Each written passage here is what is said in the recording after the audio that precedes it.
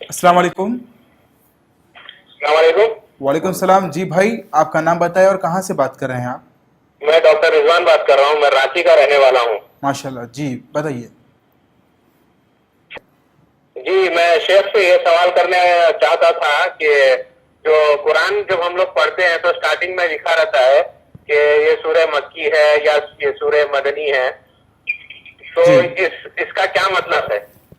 मक्की सूरह या मदनी सूरह का क्या मतलब है? वालेकुम अस्सलाम माशाल्लाह। वरहमतुल्लाहि वबरकातुहू।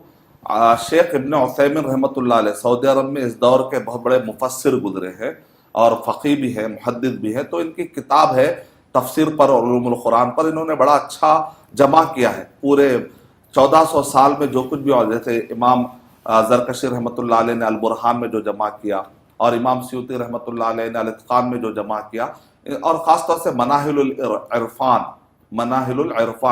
तो इमाम अज़्ज़रक़ानी की। तो इस किताब के अंदर ये लिखा हुआ है कि मक्की और मदनी का मतलब उन्होंने बताया कि मा नज़ला क़ब्लल हिजरा, हिजरत से पहले जो कुछ भी नादिल हुआ वो है मक्की।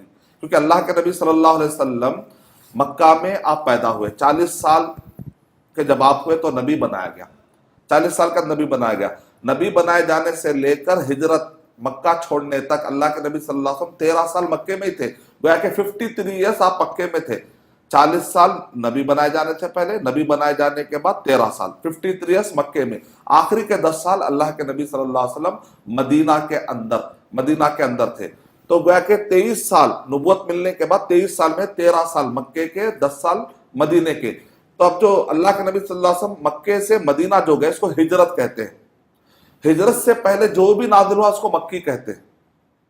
ठीक है, हिजरत से पहले जो कुछ भी नादिल हुआ उसको मक्की सूरतें कहा जाता है, और हिजरत के बाद जो भी नादिल हुआ उसको मदनी सूरतें कहा जाता है। अब देखिए, मदनी सूरतों में सूरह बकरा है, और सूरह बकरा के आखिरी 2 आयतें कहाँ नादिल हुई? मेराज की रात में, आसमानी। अब इसको आसमानी तो नहीं कहेंगे, लेकिन वो हिजरत के बाद के टाइम पे थे, लिहाजा उसको मदनी, यानी अल्लाह के नबी सल्लल्लाहु अलैहि वसल्लम मदीने में आपका असल, आप मुकीम थे। तो असल इकामा आपका मुकीम कहाँ थे?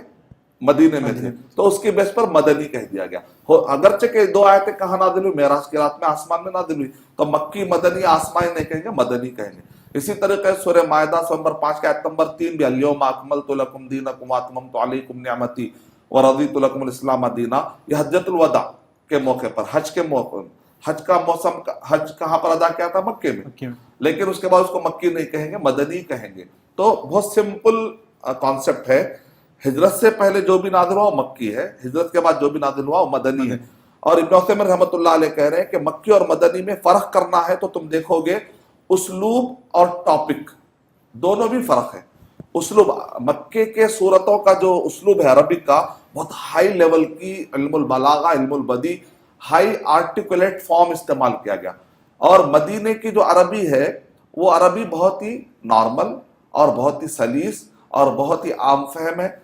लेकिन मक्के के अंदर की सूरत, क्योंकि मक्के के अंदर कुफ्फार कुरैश थे, ये जो कुफ्फार कुरैश थे इनको अरबी दान होने का और अरबी का इनको बड़ा काफ़ी जो है घमंड था, और ये लोग अरबी जानने वाले शायर, मुअल्लक़ात वाले थे। तो धार बात है। और मक्के के अंदर देखिए आप, छोटे आयतें हैं, खवाफी है, ऐसा लगेगा जैसा कोई रिदम है, ऐसा लगे। वो शायरी भी नहीं है, उसको शायरी नहीं कह सकते आप, नसर भी नहीं है, यानी ऐसी नसर है कि जिसके अंदर शायरों को शायरी अपनी फीकी नजर आ जाएगी।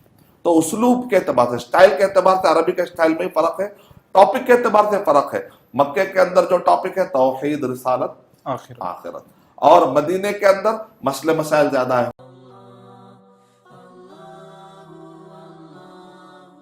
For authentic Islamic information, please log on to www.askislampedia.com.